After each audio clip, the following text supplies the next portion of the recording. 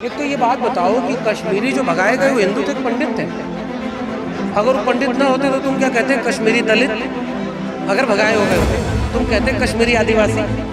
ये बोलते क्या तुम? नहीं बोले ना। मूंछ रखने पर एक व्यक्ति को इसलिए मार दिया जाए कि वो दलित है और जितेंद्र मेघवाल जैसा एक नौजवान, उसका कोई दोष नहीं। वो मूंछ रखना, उसे तो शायद पता भी नहीं रहा होगा कि मूंछ रखने पर मेरी हत्या हो जाएगी, कि हम एक बेहतर नागरिक समाज नहीं बना पाए, हम संवैधानिक मूल्यों को लोगों तक नहीं पहुंचा पाए, हम एक फेल सोसाइटी है। दलित मारा जाता है तो गैर दलित क्यों नहीं खड़ा हो जाता? ओबीसी के साथ कोई अन्याय होता है तो गैर ओबीसी क्यों नहीं खड़ा हो जाता? मजदूर किसान मजलूम के साथ अन्याय होता है तो क्यों नहीं खड़ा हो जाता? क्योंकि सबको हमने बांटा। फूलन देवी की जिसने हत्या की उसके नाम पर फिल्म बनाई जा रही है।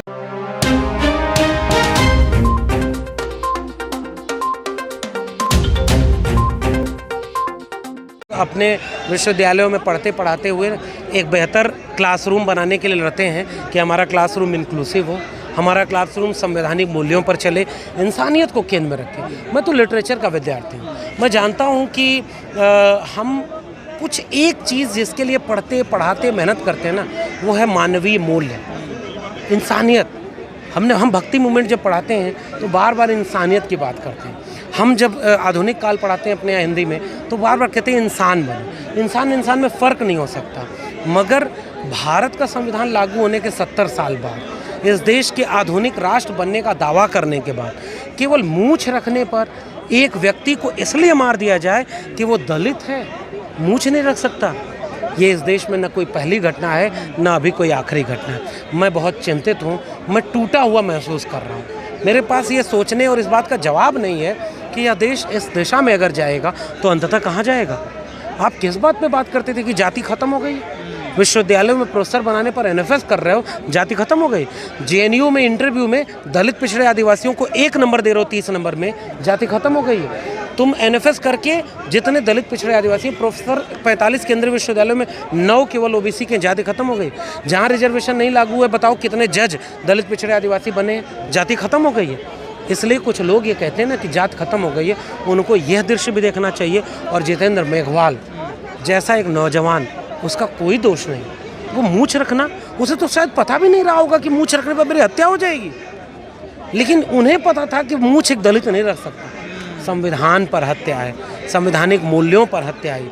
हमारी इंसानियत और नागरिक बोध पर चुनौती है कि हम एक बेहतर नागरिक समाज नहीं बना पाए, हम संवैधानिक मूल्यों को लोगों तक नहीं पहुंचा पाए। हम एक फेल सोसाइटी हैं। केवल सरकार नहीं, हम दोषी हैं। समाज क्यों नहीं खड़ा हुआ जितेंद्र मेघवाल के साथ? क्यों नहीं समाज खड़ा हो जाता? जब कोई लिंचिंग होती है तो गैर मुस्लिम समाज मुसलमानों के सामने क्यों नहीं खड़ा हो जाता कि हम एक भी व्यक्ति को धर्म के नाम पर लिंचिंग नहीं होने देंगे? दलित मारा जाता है तो गैर दलित क्यों नहीं खड़ा हो जाता? ओबीसी के साथ कोई अन्याय होता है तो गैर ओबीसी क्यों नहीं खड़ा हो जाता? मजदूर किसान मजलूम के साथ अन्याय होता है तो कोई क्यों नहीं खड़ा हो जाता? क्योंकि सबको हमने बांट दिया। हमको लगता है दलित की लड़ाई दलित लड़ेगा। आदिवासी मारे जा रहे हैं बकसवा के जंगलों में, बस्तर के जंगलों में मारे जा रहे हैं। तमाम जंगलों में लगातार सालों से आंदोलन चल रहा है। और राष्ट्र निर्माण में आदिवासी की आवाज़ कहाँ है भाई? पसमानदा की आवाज़ कहाँ है? दलित की आवाज़ कहाँ है? पिछड़े की बात ही कोई नहीं करता और पिछड़ा हिंदू बन जाता है झट से। ये बहुत बड़ी लड़ाई है। मैं एक विश्वविद्यालय में पढ़ने और पढ़ाने वाला व्यक्ति, मैं यह समझता हूँ कि मेरी चिंता इस बात की होनी चाहिए कि मेरा समाज अच्छा समाज नहीं बन पाया, मुझे इसकी चिंता है। इसलिए मैं ऐसी हर घटना को एक चुनौती के तौर पर लेता हूँ, जो संविधान के सामने चुनौती है, मानवीय मूल्यों के सामने चुनौती है, हमारे सामने चुनौती है। दुर्भाग्य तो ये है, हत्या तो हुई, अपराध तो हुआ, लेकिन अपराधियों के साथ समाज खड़ा हो जाता है। अरे भाई, इस देश में फूलन देवी की जिसने हत्या की उसके नाम पर फिल्म बनाई जा रही है। ये तो वो देश है जिस बात पर शर्म करनी चाहिए उस पर अब गर्व करते हैं। 30 साल पहले अगर कश्मीर पंडितों को, एक तो ये बात बताओ कि कश्मीरी जो भगाए गए वो हिंदू थे कि पंडित थे? अगर वो पंडित ना होते तो तुम क्या कहते कश्मीरी दलित? अगर भगाए हो गए होते तुम कहते कश्मीरी आदिवासी? ये बोलते क्या तुम? नहीं बोले ना।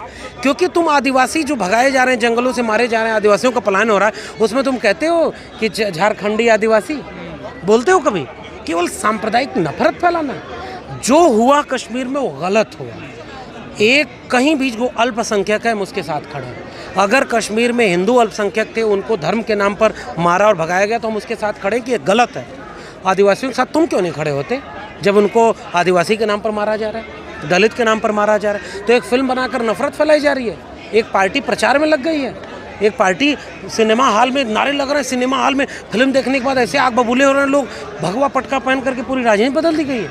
आज एक फिल्म क्यों शेर सिंह राणा पर बन रही है? अरे फूलन देवी पर बनाते फिल्म और फिल्म बनाते, और शेर सिंह राणा जो सजा याफ्ता है, जो जेल से भाग गया, वो तुम्हारा गौरव है।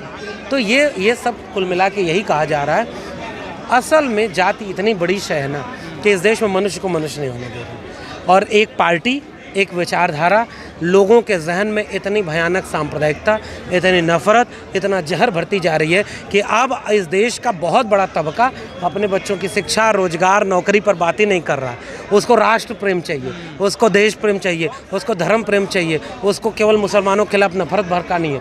अरे भाई कहाँ जाओगे? तुम्हारे घर के बच्चों का भविष्य लुट गया और तुमको केवल जॉम्बी बना दिया गया। इसलिए ये मुश्किल है। मैं इस बात पर चिंतित हूँ और मैं इस पूरी बातचीत का, इस पूरे प्रकरण की निंदा करता हूँ।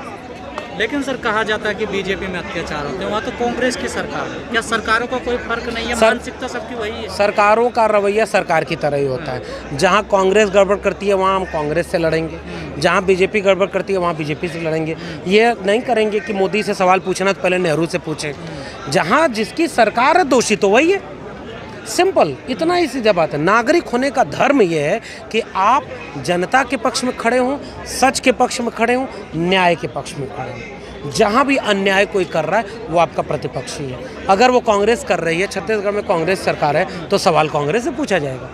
राजस्थान में कांग्रेस सरकार है तो सवाल उनसे पूछा जाएगा। यूपी में होगा तो बीजेपी से पूछा जाएगा। यूपी में कांग्रेस से नहीं पूछेंगे, यूपी में सपा बसपा से जो लोग सवाल पूछ रहे हैं उससे नहीं पूछेंगे, और दिल्ली में जिसकी सरकार है उससे तो वही पूछा जाएगा। ये कुल मिला के 2 अप्रैल आने वाली है, कुछ दलित संगठनों ने कॉल दी है जितेंद्र मेघवाल को न्याय दिलाने के लिए। दिल्ली में भी आंदोलन, देश के हर कोने में आंदोलन की वो लोग बात कर रहे हैं। नहीं होना चाहिए। मैं तो ये कह रहा हूँ कि केवल जितेंद्र मेघवाल नहीं, इस देश में जाति केंद्रित जितने भी अन्याय हो रहे हैं, जहाँ भी लोगों का दमन हो रहा है, शोषण हो रहा है, उन सब घटनाओं को मिलाकर, आज तो 31 मार्च भी है, आज चंद्रशेखर चंदू, मैं उसे भी याद करता हूँ। बाबा साहब को भारत रत्न भी मिला आज के दिन। आज के दिन मैं इस देश के आम आवाम से, जो भी संविधान में भरोसा रखते हैं, उनसे अपील करता हूँ 2 अप्रैल को इसलिए भी याद करिए कि 2 अप्रैल के न्याय की लड़ाई में लोग मारे गए। 2 अप्रैल की न्याय की लड़ाई में लोगों के हाथ पैर टूटे, मुकदमे हुए, उनको याद करिए। अंततः होता ही है ना कि हम लोग दिल्ली में खड़े होकर के भाषण तो बड़ा अच्छा देते हैं, ज़मीन पर जो लड़ रहा होता है वो मारा जाता है, उसके ऊपर मुकदमे होते हैं, उसके हाथ पैर टूटते हैं, उसका परिवार भी खड़ता है। उन लोगों के न्याय के लिए लोग कहते हैं जाति खत्म हो गई, रिजर्वेशन भी खत्म कर देना। मैंने अभी तो जवाब दे दिया ना कि कहाँ जाति खत्म हो गई। बात रिजर्वेशन की नहीं है। रिजर्वेशन से अब थोड़ी सी सरकारी नौकरी बर्बाद कर देंगे, सरकारी एजुकेशन बर्बाद कर देंगे। आप रिजर्वेशन का लेके क्या करेंगे? इस देश के दलितों, पिछड़ों, आदिवासियों को अगर लड़ना है तो शिक्षा के लिए लड़ें, रोजगार के लिए लड़ें, अपने आत्मसम्मान के लिए लड़ें, तभी कुछ बचेगा। वरना आरक्षण तो अब कहीं बचा भी नहीं है। आरक्षण जहाँ जहाँ लागू था वही 2 सेक्टर उन्होंने खत्म कर दिए। शिक्षा को प्राइवेट हाथों में बेच दिया नई शिक्षा नीति के नाम पर। वो आज नहीं दिख रहा है तो कुछ दिन बाद दिखेगा। और सरकारी नौकरी अपने आप खत्म होगी। 2 दिन की हड़ताल पूरे देश में हुई है कि भाई सरकारी नौकरी की तो 1% भी नहीं बची है, प्राइवेट सेक्टर में रिजर्वेशन है नहीं, तो आरक्षण बचा के अब कहाँ ले जाएंगे?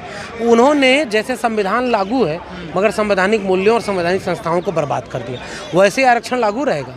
आरक्षण लागू जहां होता है वो जगह ही बर्बाद कर दी जाएगी। अब बचा के क्या करेंगे? इस देश के दलित, पिछड़े, आदिवासियों को, संवैधानिक मूल्यों में भरोसा रखने वाले लोगों को आंख खोल करके क्रांति का आगाज करना होगा।